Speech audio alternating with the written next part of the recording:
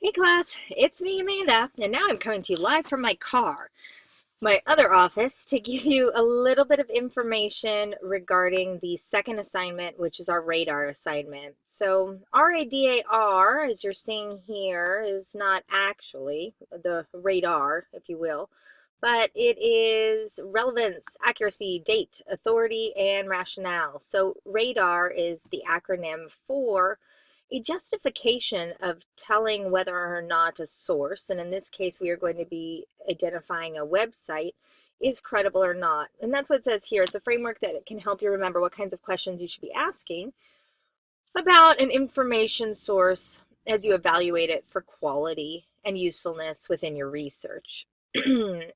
Your job in this assignment is to find one website, and that's all you have to do is find one website that you will use for your informative speech that you deem is credible, and in this case it is going to be quality and useful for your informative speech. So you are going to be required to write a paragraph, and if you see over here I've listed two examples for you to reference as you begin to write your own paragraph that will justify in detail, and that's going to be key, how this website that you've chosen is a credible source. And so what you start to do, and what I would encourage you to do, is start by looking through the rubric. And the rubric here is, or you can see is here, the rubric is going to have an explanation of what the rationale means, and then it's going to pose several questions to you so that it can really narrow in on what you're supposed to be looking for in order to ensure that this rationale is accomplished. So a rationale, if you will, as it's saying here, that they are, is the author what is the reasoning that the author would bring about this kind of source and information? Is there an obvious or extreme bias or prejudice? So again, what's their reasoning for bringing about this source? Is it for the purpose of commerce, or is it for the purpose of like employing information, or is it strictly a business website whereby they want to inform you about the product, or is it a social justice website where they're trying to persuade you to take action on something? Is it obvious and or extreme bias or prejudice? And in that case, we of course would not want to use it, but there may be bias present. And again, that's not a bad thing, particularly in an informative speech. Of course, a bias, if we're trying to persuade you, would not be as effective if, just depending on how they're using that source. But for informational purposes, having a bias isn't so bad. Are there alternative points of view presented? Why is it important to have a different point of view? Is that going to assist in your understanding? Does it give you a holistic approach? Is it not simply one perspective? And this goes back to that idea, like, is the sample large enough? Does the author omit any important facts or data for a reason that they are trying to like eliminate it so that you won't pay attention to that issue? So for example, if it's like a political campaign website and they aren't bringing up the issue of, let's say, immigration because they don't want to touch on it, so they just don't bring it up, that may be a way that you can omit information so that you don't have to talk about it and it doesn't work against your platform. And then the last thing, does the author use strong emotional language? So this can also help to give you insight as to whether or not this maybe has a skew to it or is trying to persuade us in some particular way. But it's a great thing to examine and to look out for in some type of source that is credible.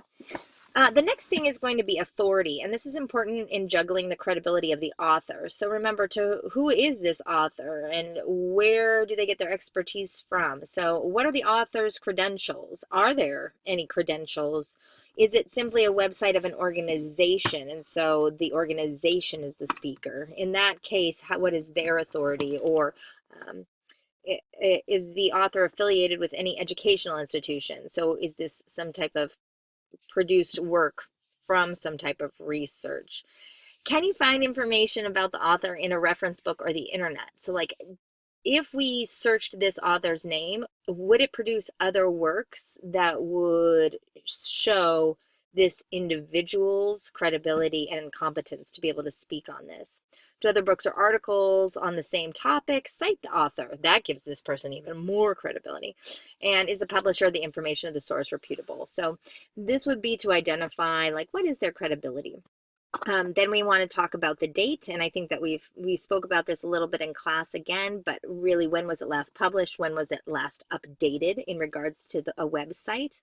Is the information up to date? Is it up to date with current laws or policies? Is it reflected of the time period of which you are looking at? All of that is really important, because topics do change quite frequently, as well as, technology and the ability to gain access to more information. So you really want to make sure that, especially with a website, that things are up to date. And that just builds a credible website a bit more. And then the accuracy. This is important because, remember, any type of errors in reasoning or any type of lines of logic or arguments that are made within a website or a piece of work need to be consistent. And those really need to be valid. So what are the statements? Are there any statements in there that, like, we already know to be false? If you come across something and you're like, that's not right, probably wouldn't be a credible website. Was it an edited piece? So if it was a journal, it was, and you can always talk about that the information you're getting is credible and reliable. The same with any type of periodical of a newspaper or magazine, whereby it is edited and it's run past fact checkers to ensure the truth of the information. Things like, let's see, do the citation references support the author's claim? Are there references? Like, if they do cite sources, on your website, do they give you a link to maybe go to another website where you can find the actual study? That shows something that is being incredibly accurate as well. And the last thing here is the relevance. So how does the information help to inform your topic? So you have an informative speech topic with at least two different main points, and this would start to look at, or this is where I would say, does this website help inform those main points or the purpose of informing about this topic? So what are some key areas that you can pick out specifically that this would help inform your assignment? Like, this is going to be great because it has a specific testimony of an expert on my topic who is informative, and I can use their voice to assist in, I don't know, building out this main point or whatever. So you can go through this and look through, but that is the essential criteria. So then how do I write my paragraph? Well, this is written in a format of an annotated bibliography. And although you don't really need to know what an annotated bibliography is, should you decide to go on to more research in your career, you will know about an annotated bibliography. It's simply a review of the work that you have examined before you go into any type of research project. So essentially, I could get an overview of all of the literature about that particular topic by looking at your annotated bibliography. That being said, what I need you to do is, first you'll put the citation up here. So whatever website that you go to, you know how to cite a website now, because you can either go to easybib.com or you can look at one of the handouts as to how to cite a website. And you're going to put your citation here. In regards to the indenting, like I was talking about on the last one, we don't indent the second line here. Everything is single spaced and it is all on the same flushed left. So this is your citation. If you were making a works cited page, however, it would be double spaced and it would be indented. But for the purpose of this, simply here is suffice. Don't forget to title your page as if you are giving a MLA works cited. I guess I'm Amanda Whitten, and I'm Amanda Whitten. And this is Communication 11, and it is the 16th of October, right? BER 2016. Great. And I would make this in the same font if I was doing anything properly, and I would make this a header up here. Okay, that said, let's look back now to the content. Um, this article from the New York Times was written by Clark Ervin. And you're like, well, who's Clark Ervin, right? Well, Ervin is the head of Homeland Security. The Homeland Security Program at the Aspen Institute, and was the first Inspector General of the United States Homeland Security. You think that person has some credentials? I'd say so. Although this author has many credentials, such as attending Harvard College, this article would not be useful in contributing to the problems of stereotyping in the media. Interesting, right? Because if that is this person's topic, which is stereotyping in the media, well, then yeah, that's probably not going to contribute to that. Is that person an expert in stereotyping? Maybe though, stereotyping terrorists in real life, sure. In the media, I don't know. When taking a first glance over the article, the category this is in is the opinion section of the New York Times. So this means it's not actually research. It's the author just voicing their opinion on the issue. And that's an interesting point to note too in regards to authority as well as perchance accuracy. Although there is no data publication, also there is no data publication, so there is no way to tell if the information in the article is still relevant. In the actual article, the author went off topic in the middle of it, and rather than talking about ways people from the Middle East are stereotyped, he went on to talk about two specific ways people were not originally from the Middle East but converted to Islam. The article was not clearly structured and organized, so it was difficult to pinpoint how the author was talking about it in relation to the bigger picture. So this article would not be useful because it is merely elaborated opinion backed up with no research. This is a wonderful example of how to talk about a piece that you aren't using and justifying why you are not. However, in contrast, if you'll see down here, these are, or this is a source that this individual could use, and the source was informative and very up to date, except for the fact that the petition has gotten more signatures. In the article, little bias was shown against Trim Draper and his proposition. So you can, again, this is all in your own words. If you're noticed, though, this is not written with the I or in my paper.